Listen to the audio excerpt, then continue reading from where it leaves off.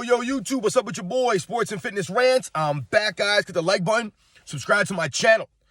Michael Jordan, the Chicago Bulls, the 6 championships, and what it means to stay on top once you're on top, and how difficult it is to remain on top. You know, a lot of times in these discussions about, greatest teams of all time or greatest players of all time, a lot of things get glossed over or they get left out, or people don't talk about certain things in detail. And the 2 3-peats that the Chicago Bulls were able to win, led by Michael Jordan, 2 3-peats, is very underrated. People try to gloss over the fact that Michael Jordan is 6-0. They try to gloss over the fact that he won 3 in a row, 2 separate occasions. And not only did he win 3 in a row on 2 separate occasions, the man was retired for damn near 2 years before he did the second 3-peat. And when he came back, a lot of people don't mention, when he came back from that retirement, nobody thought he was ever going to win again. This wasn't like Michael Jordan came back and people were like, oh, he's going to dominate. They're going to win 2 in a row. They're going to win 3 in a row.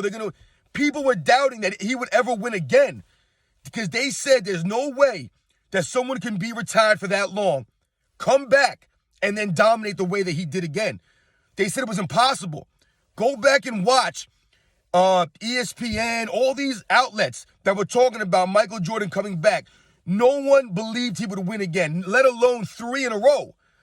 So that's why I feel a lot of this stuff is underappreciated, it's undervalued now, because no one else has been able to do that. So what do? They try to downplay it, right? You'll hear things like people say his era was weak. He didn't play against anybody in the finals. You will hear this nonsense, lies, straight lies.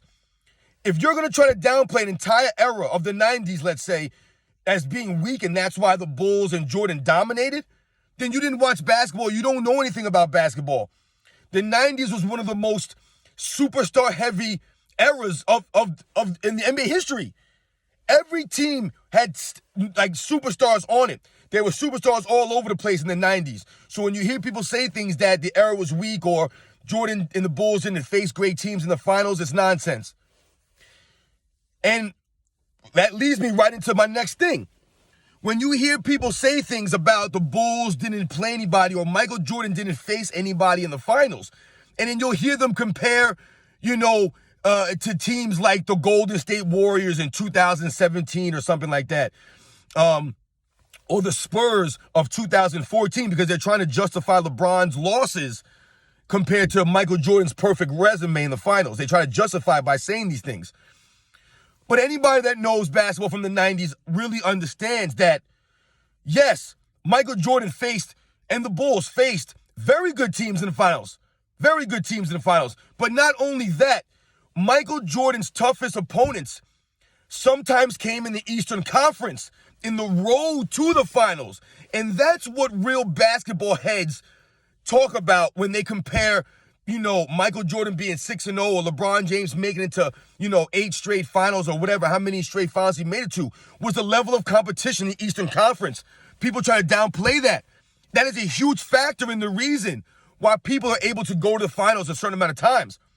And in Michael Jordan's era, the 90s, the Eastern Conference was stacked, man.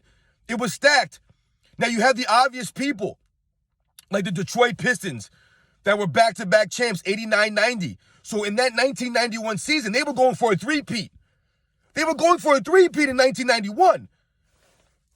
So you had not only that team, you obviously had, Boston Celtics were kind of on a downturn in the early 90s, and they were going to come back up, but then Reggie Lewis died. But you had teams like the New York Knicks of the early and to late 90s. The entire 90s, the Knicks, especially the early 90s, the Knicks were a dominant team. The Knicks were actually the favorite to win the title in 1993. So, you had these teams. You also had the Cleveland Cavaliers of the early 90s that were supposed to be the next team up. You also had the upstart Miami Heat.